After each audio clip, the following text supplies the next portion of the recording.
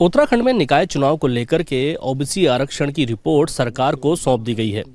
ये आरक्षण इस बार कितना बढ़ने वाला है और इस बार निकायों में ओबीसी को लेकर के क्या तैयारी है, इस पे बात करने के लिए हमारे साथ कैबिनेट मंत्री प्रेमचंद अग्रवाल जी हैं, शहरी विकास मंत्री हैं। जानेंगे उनसे। सर, ओबीसी आरक्षण की रिपोर्ट सरकार को सौंप दी गई है। इस बार उम्मीद जताई जा रही थी कि आरक्षण ओबीसी का बढ़ने वाला है, तो इसको लेकर के क्या तैयारियाँ आप लोगों की? देखिए, कल रात सरकार को जो एकल आयोग बना था जस्टिस BS वर्मा की अध्यक्षता में, उन्होंने अपनी रिपोर्ट हमें दी है। अभी हम उसका अध्ययन करेंगे, क्योंकि अध्ययन करने के उपरांत ही उस पर हम कुछ कह सकते हैं।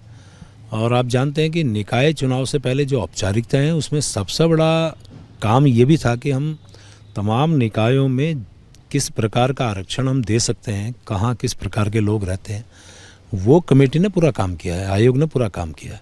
तो अध्ययन करने के बाद इस पे बहुत कुछ कहा जा सकता है। सर, अगर ओबीसी का आरक्षण अगर बढ़ता है तो ST/SC का जो आरक्षण है वो कहीं ना कहीं घटेगा। इसको लेकर के विरोधाभास भी देखने को मिलेगा आपको? नहीं, इसमें बिल्कुल स्पष्ट जानिए कि अभी ये भी है कि जो मैक्सिमम हम आरक्षण देते हैं वो फिक्स है, और ओबीसी आरक्षण का भी वही विषय है और SC/ST का भी है। और लेकिन मैं ये कह सकता हूँ तमाम आरक्षण 50% से ज़्यादा नहीं हो सकता।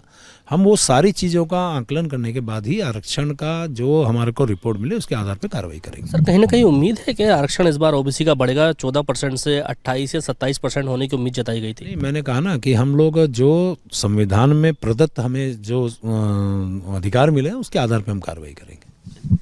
ओबीसी का आरक्षण को लेकर जिस तरह से उम्मीद जताई जा रही थी कि ओबीसी का आरक्षण बढ़ सकता है, फिलहाल रिपोर्ट सरकार को सौंप दी गई है। अब देखने वाली बात होगी सरकार रिपोर्ट का अध्ययन करने के बाद क्या फैसला लेती है। Danish Khan, ABP live, Dehradun.